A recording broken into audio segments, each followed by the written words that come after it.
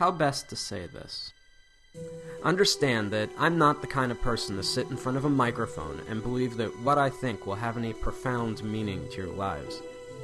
But you see, although what I have to say may upset a few of you, a few months ago I had one of those life-changing moments that forced me to realize that I've made a lot of stupid mistakes in my life.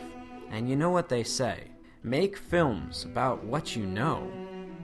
The problem was, why should the thousands of you now watching this believe me when I say that video games were to blame? Understand that I've played video games my entire life, starting with Atari and Nintendo, right up till just a few months ago. Over the years, I could only calculate that I've lost thousands of dollars and tens of thousands of hours of my life to them. But when I considered their effect on my life, I had to face the fact that years of gaming had not made me smarter, and button mashing had not improved my reflexes. I was not a kung fu master, I couldn't properly swing a sword, and in a zombie apocalypse, I probably wouldn't last 5 minutes. We often forget that video games are entertainment. That means beyond making you feel good, they have no lasting value. Regardless of how important it may feel to you, there is no place on a resume for Xbox achievements. The real pain behind my years of video game addiction was that I never realized their true costs. Sure, it was just a few hours here or there, but over 3 decades, I'm not just sickened now by the amount of my life I've spent, but more so by all the important stuff that I willingly pushed aside to make time for games. For the sake of entertainment, I was willing to give up sleep, health, and ambition. For what? We fool ourselves into thinking that virtual achievements and virtual friends are adequate substitutes for real-life ones. To be blunt, video gamers seem to be fine giving up their real lives for simulated ones, full of depression and loneliness. I know the true cost of gaming are all those lost years that I could have spent with friends, creating art, or being a better husband. 3 months ago, I had to face the facts that I was alone, overweight, and divorced.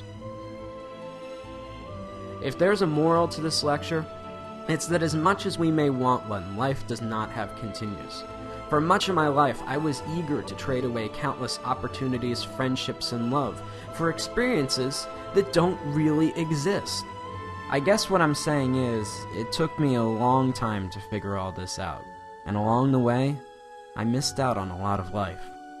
At the risk of sounding like an after-school special, don't allow something as stupid as video games consume the best years of your life at the expense of all the greatness you could achieve. Consider this my promise. That's a mistake I don't plan to make again.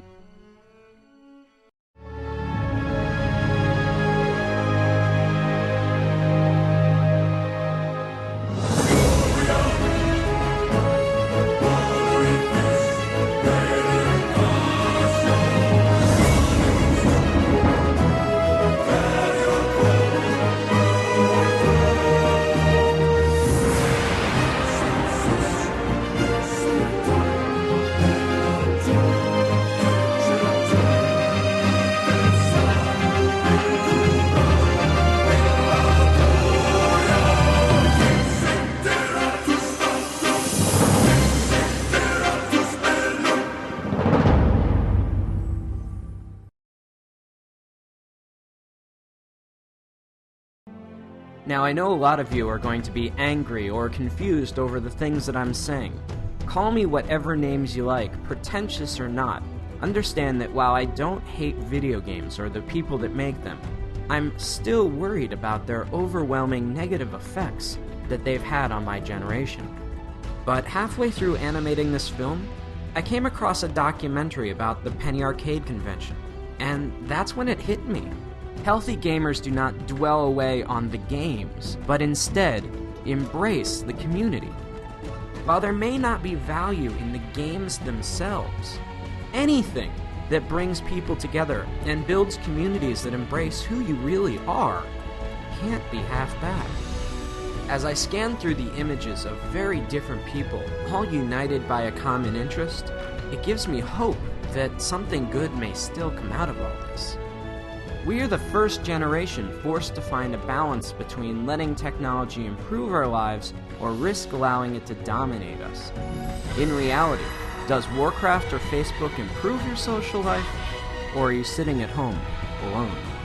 Either way, the only thing I know is that I'll never find out sitting alone in front of my TV, and neither will you. Whatever you choose, remember, in this game, you only get one life.